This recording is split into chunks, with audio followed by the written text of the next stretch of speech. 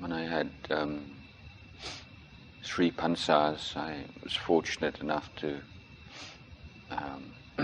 spend a number of months more or less alone with one other old monk, 2 old novices at one time in Dong Hoi monastery in Ampadate, which is a very secluded forest, very conducive for formal practice. I used to walk Bindabat to a village. It was about 4 or 5 kilometers away, so it was quite a long, there and back it was about 10 kilometers. And then on the other side of this Bindabat village, another 3 or 4 kilometers, it's another village with a Wat Pa Pong Saka near the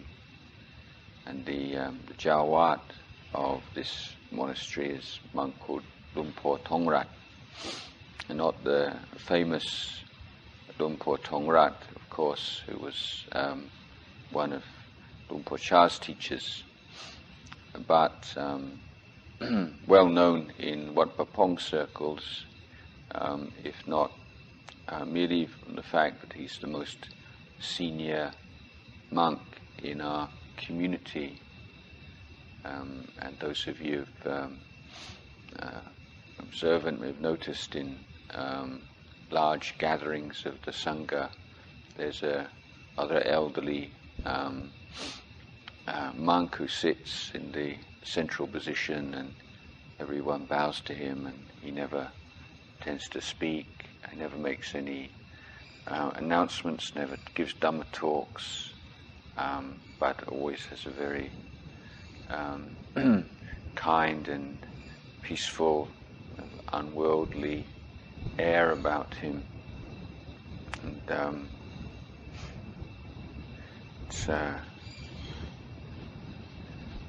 it's one of those people who you can never quite work out whether he's really very, very pure or just very kind of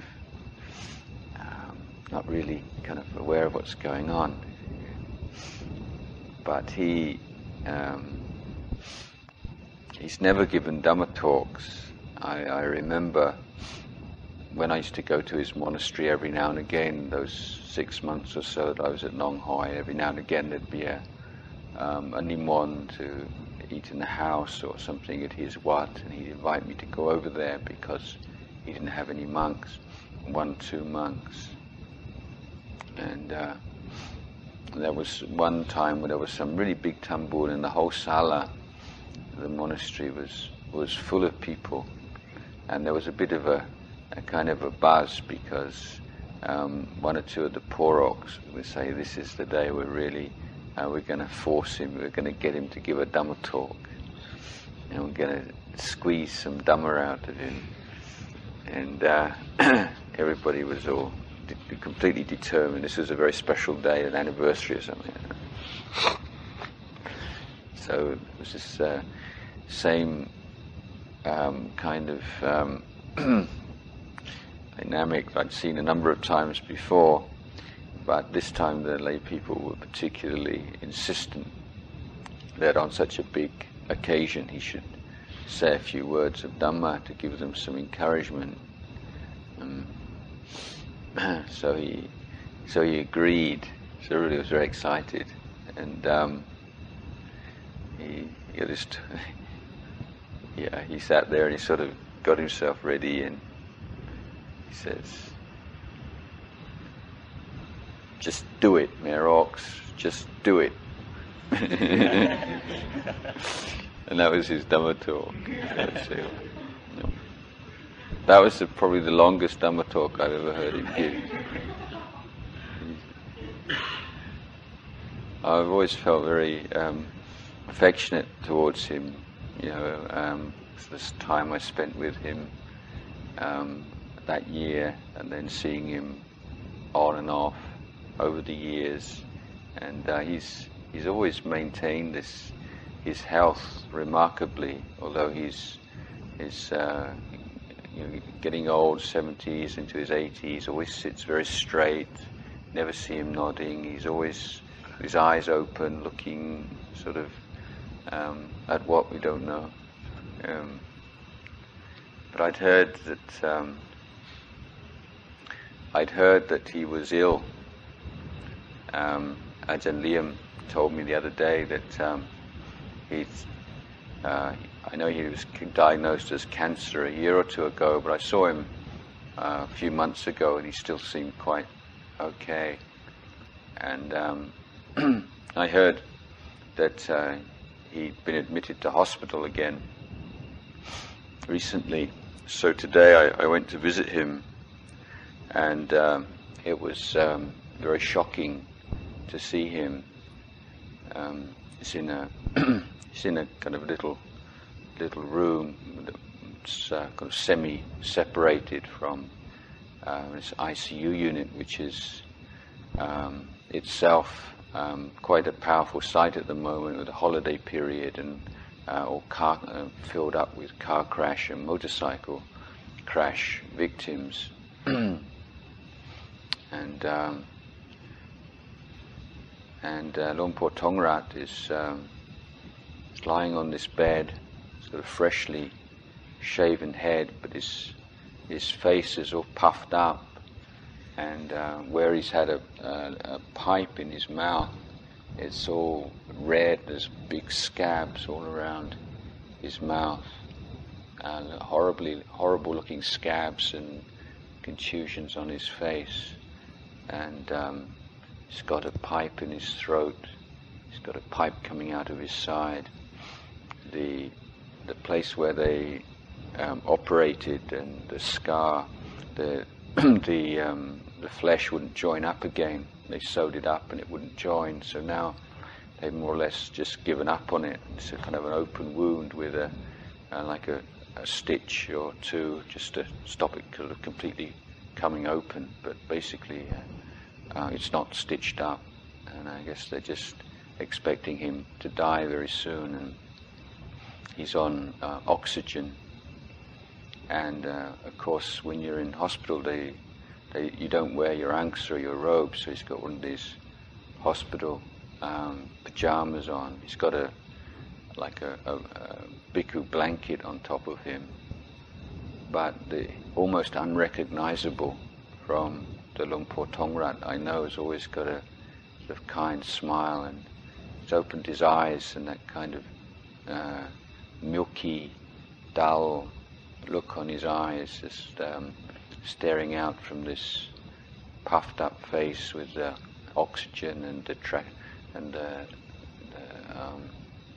tube and the tracheotomy and all these machines, and I wouldn't know who it was if I didn't know already. And sort of just suddenly seeing him like that. The last time I saw him, he was still looking kind of reasonably normal kind old man. Just to see how that can take place, just how awful it is. Is seeing his breathing is irregular, and it's difficult for him to breathe even with assistance. So it was a very powerful teaching for me this afternoon. And these are this kind of reflection and this bringing up this sense of urgency is so important in practice. I was reminiscing yesterday, actually, that I think most of you know that like Ajahn Sumedho, and in fact a number of other monks, Tanyatiko, for instance, I had asthma as a child, right from the age of 18 months until I was 14. And one of the most memorable moments in my childhood came during an asthma attack. And the house that my family lived in at that time was a bungalow, and so my bedroom was just down the corridor and across from the lounge. And I was laying there, and I had all the medicines that were available, and still it was very painful and difficult to frightening to breathe. The simple breathing process became incredibly problematic. Every inhalation is like climbing a mountain, and you get to the peak of the mountain, you don't come down the same distance that you climbed. You need to come down just a short distance, and you've got another mountain to climb, which is the next inhalation. And there's a sense of panic, a sense of pain and isolation. And then I thought, no, I can't anymore. I wanted to call out to my parents, because when this got bad, they'd come and they'd sit on the side of my bed and hold my hand and sort of comfort me. And I was just about that, and I was just about to call out when there was a loud peal of laughter came from the lounge, the room opposite, and my parents were watching some kind of comedy program on TV, and it's just suddenly hearing them laughing together. In one sense, it was very touching to hear. My parents used to have a lot of arguments, at least as I remember it in those days. To hear both of them laughing and that sense of harmony between them was beautiful to my ears. But at the same time, I just felt this incredible sense of loneliness and isolation and separation. And then I thought, what's the point of calling them in here? It'd only worry them and destroy their happy evening together, and in the end they can't do anything about my condition. I've got all the medicines, I'm taking the pills, it's just a matter of enduring it. I realized, and it's just this feeling of this realization that this is my own suffering, and my parents can't take it away. Because I knew if there was a way whereby my mother or my father could take my pain and my suffering and endure it in my stead, they would without a second thought. Or if they could possibly pay money, I'm sure they would pay all the money they had in the bank. They'd probably even go into debt if they could possibly find some way of relieving my suffering or taking it on themselves. But it's not possible for them to do that. I really realized, I think, for the first time in my life that when you're born alone. You're sick alone. When you get old, it's just you're the only one who gets old. And when you die alone. And so we're always essentially alone.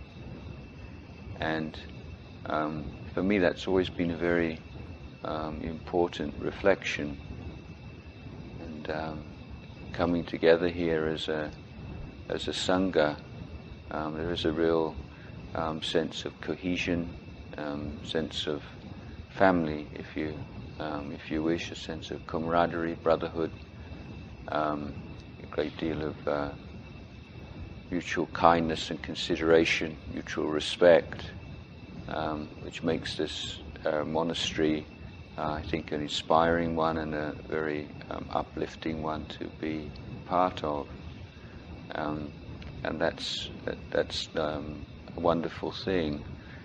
But also to remember that we're all here alone together. We're all here together, and we can help each other out in various ways.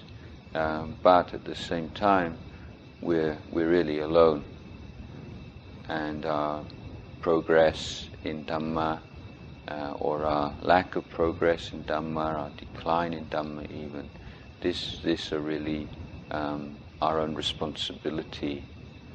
And we know the famous saying, the Buddha's only the one who points the way. He can't do it for us. Even we may be fortunate enough to be able to spend time or to be close to great teachers, enlightened beings, but they can't do it for us either. And we come back again and again to this sense of our aloneness. The task that we have is a task that ultimately we have to do ourselves. And that can be rather intimidating, but at the same time we should also remember that the Buddha said we can do it.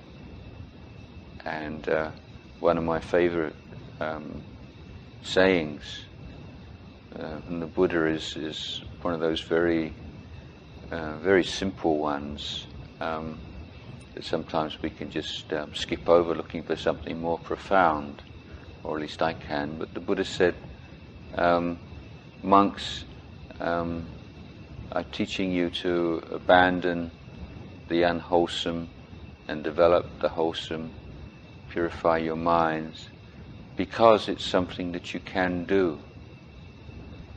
If you are incapable of abandoning the unwholesome, if you're incapable of developing the wholesome, if you're incapable of purifying your mind, the Tathagata wouldn't teach you to do those things.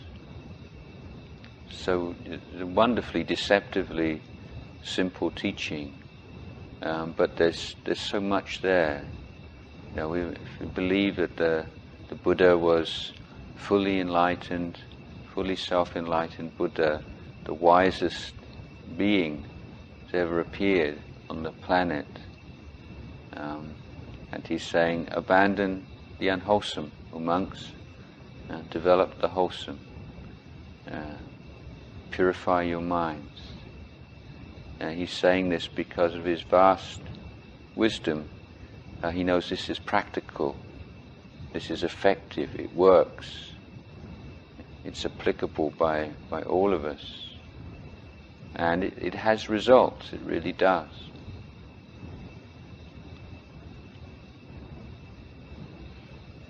So as samanas, we've given up worldly pursuits. We're on a different level now. This is Ajahn Chah used to drum this into us a lot. Something that really sticks in my mind from the period that I have when he was still teaching. Would be a recurrent theme in his Dhamma talks. You're not a layperson anymore. You're a monk. The way that you used to behave as a layperson, it's not appropriate anymore.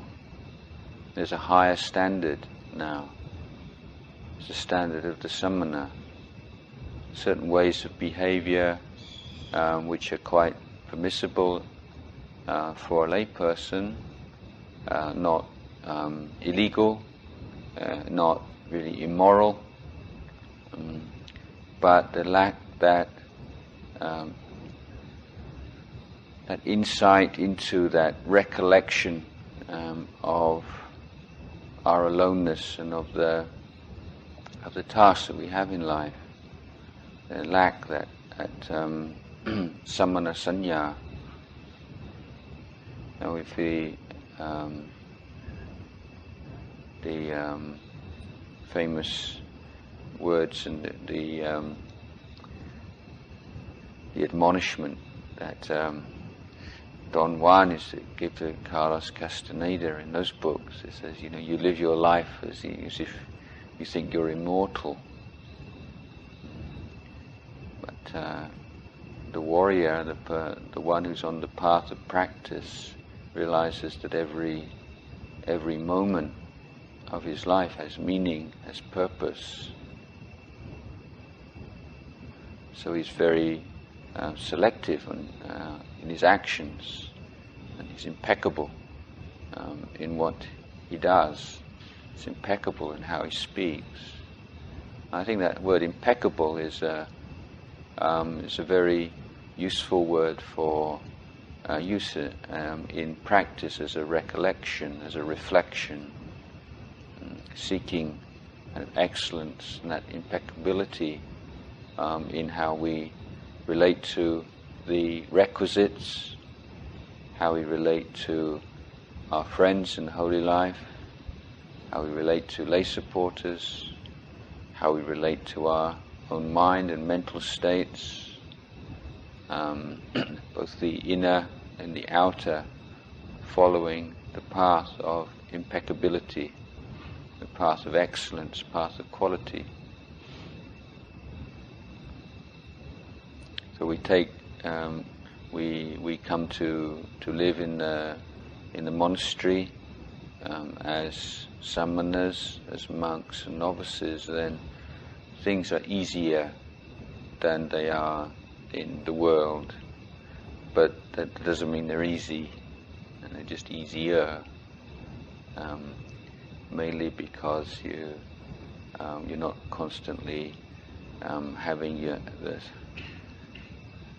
the small successes and the small constructions of goodness and peace that you've spent so much time working on, destroyed so easily.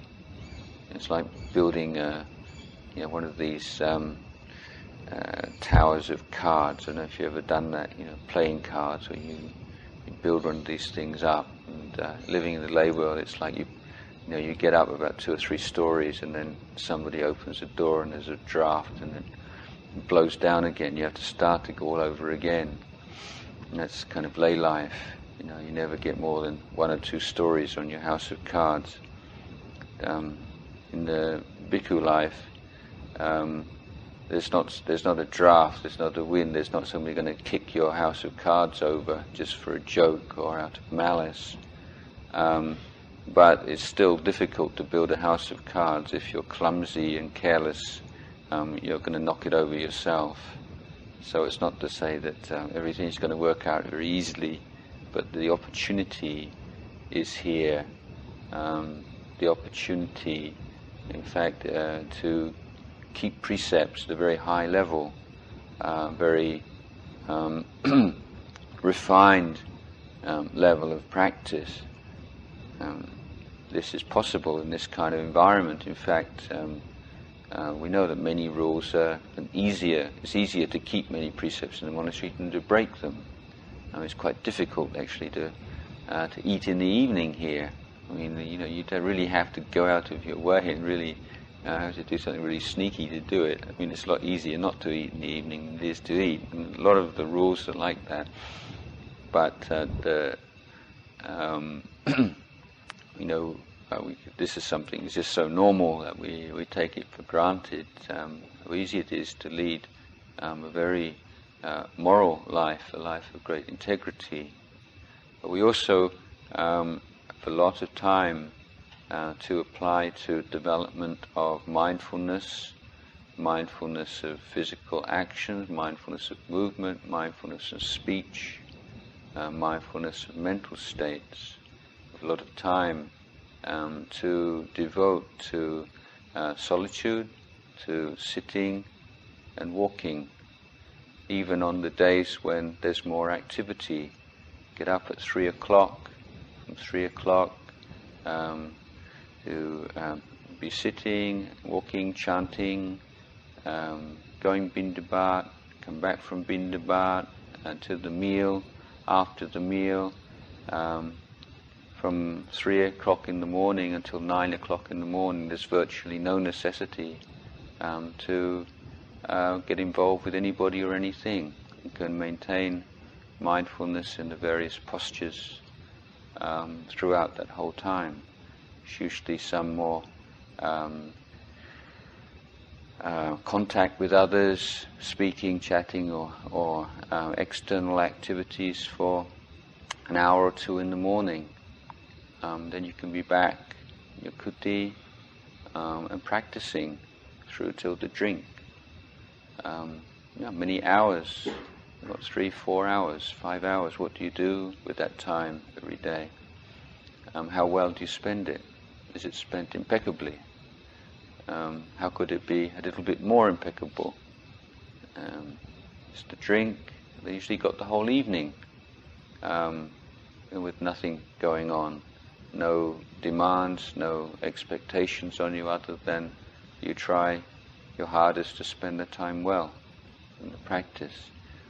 So even without a kind of retreat schedule, even when there are things going on, things to do, things to be learned, there's still, if we're keen, and if you have a sense of urgency and commitment and inspiration, chanda, there's so much time to put forth into this practice of abandoning the unwholesome, developing the wholesome, purifying the mind, and particularly that purification of the mind through formal practice, through sitting, through walking.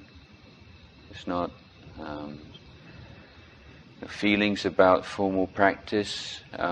There can't be emphasized enough that they're part of the practice. They're not outside of the practice. Your sense of optimism, pessimism, despair, exaltation, hope.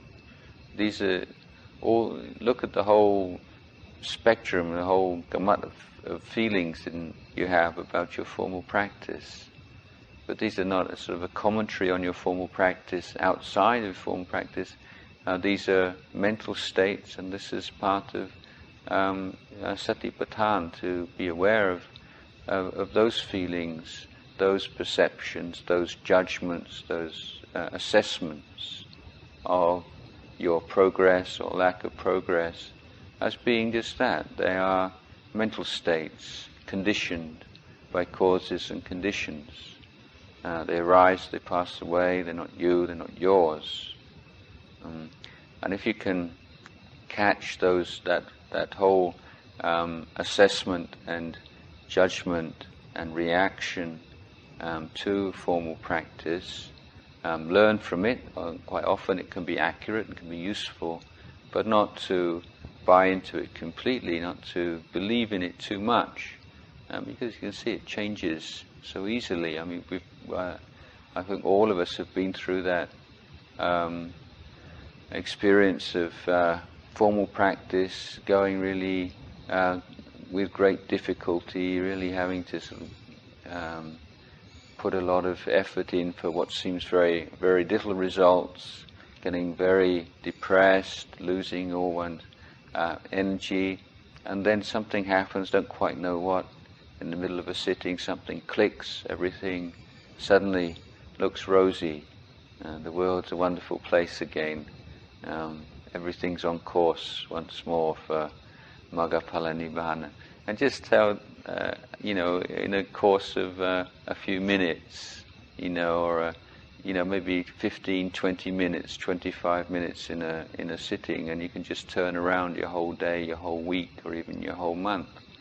Just how fragile, how unstable both the negative states are and indeed the positive states. How we constantly need to be learning skillful means of guarding against the negative states, and skillful means of promoting and protecting, caring for the positive and the constructive and peaceful states, those states which are inclining towards letting go, inclining towards release and transcendence of suffering. So learning all the time. This is an education. So we're educating body, speech, and mind using the tools of Dhamma. There's something to learn. Sometimes the things we're learning and particular experience is not very pleasant, not something we'd like to.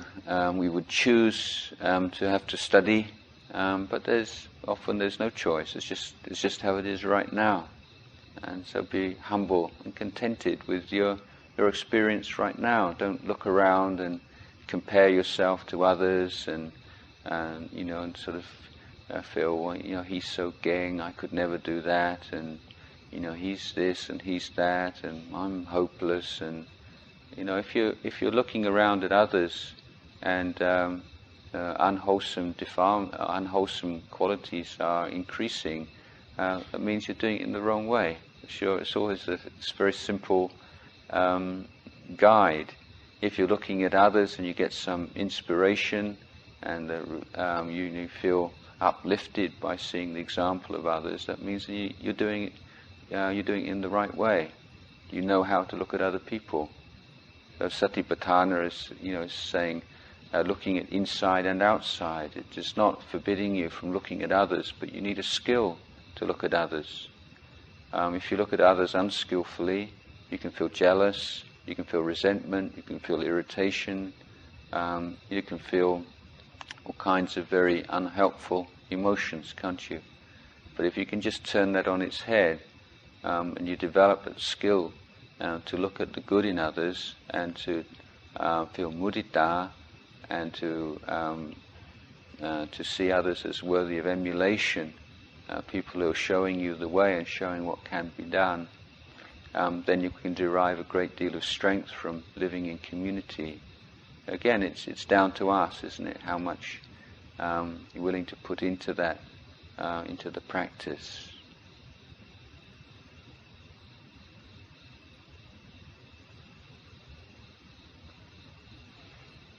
So this is the last 2 or 3 days of the year, and we have a chance to practice as a group again, just for until the new year arrives. Anyway, different kind of style, different thing to adapt to for a short period. Sometimes maybe we like it, sometimes we don't like it, but that's just part of it as well, isn't it? Like and dislike. What's that like? So practically, if this isn't still clear, idea is this evening, after we finish here, there's no need to go and practice in the group. There's no all-night sitting, there's no midnight drink. The idea is just to maintain a steady practice through until New Year's Eve, when we'll stay up and see in the new year, chant prittas, chant blessings for all sentient beings. So after we've finished here, you're free to go and practice in your kuti, or if you want to practice till later on, and that's fine, that's up to you. But I would like everyone out at the outside sala for morning chanting and meditation at 4 tomorrow morning, the usual time. If there are any bhikkhus who want to come and accompany me with the morning chanting with the meroks, then you are welcome to do so.